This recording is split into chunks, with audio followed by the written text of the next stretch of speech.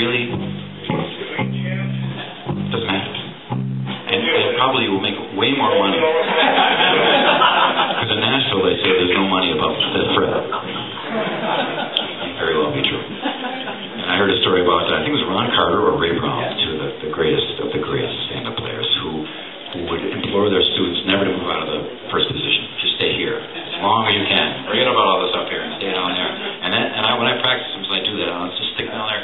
I'll be looking up here a little bit. No, stay down there. And it really, really builds my hand. And so similarly, for the right hand, just playing the right thing, playing it the right way, which means playing in the band, playing live. It's a whole other world.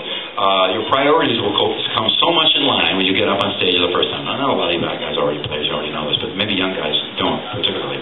And it's an interesting thing to see when you see somebody their first time on stage. And usually they're all technical up. They're all technical. They got all their technical stuff, and they got a row of pedals, about 50 pedals on them. And you'll notice when you see them on their first time on stage, what you usually see is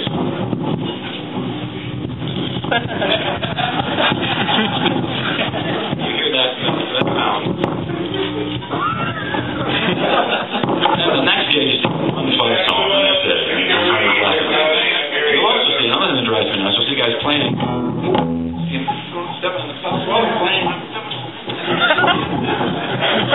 I don't hear anything changing. I'm on the audience going, I see him stepping on stuff. I don't hear anything different. So sometimes you wonder. It's always good to be a fan, because from a fan point of view, you see the things that really matter to you as a fan. I'm a huge fan of so much, So then when I'm on stage, I kind of keep that in mind, that I'm starting to do things like that and nothing changes. What the heck is he doing? Okay, I digest. What's the question? Yes, sir.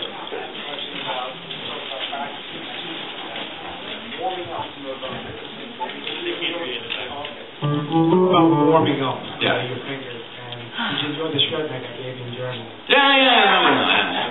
Yeah.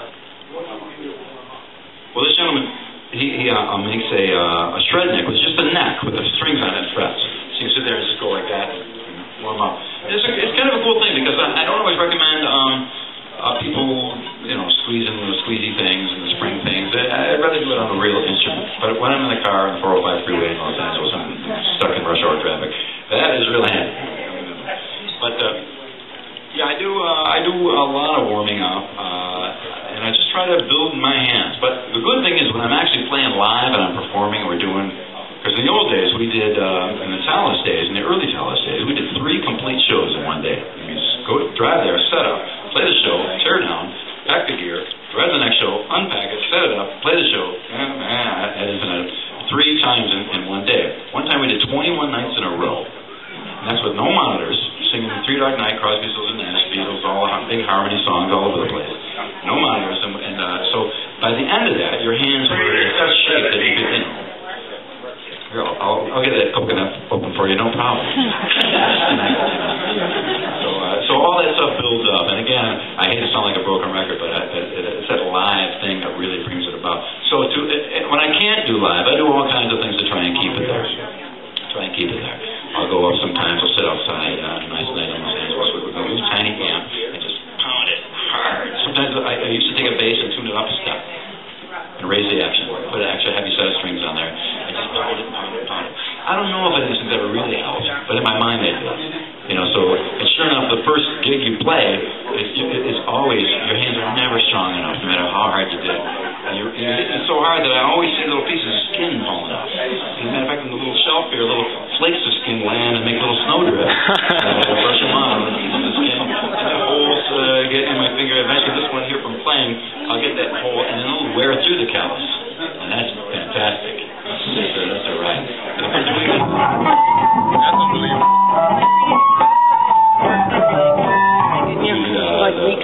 In your own hand. Nice. It's something like that. In Japan. And I already blessed fingers. I'm doing the I'll guarantee it. So that fingernail basically is it's getting a workout. And it, of course, it gradually starts to come off. It starts to separate out from the skin. So we did 6 nights, 2 shows a night at the Blue Note in Tokyo. And the last night, the first show was the last night. I got done and I told the keyboard player, John, we can't do Berkeley. We got off stage, we go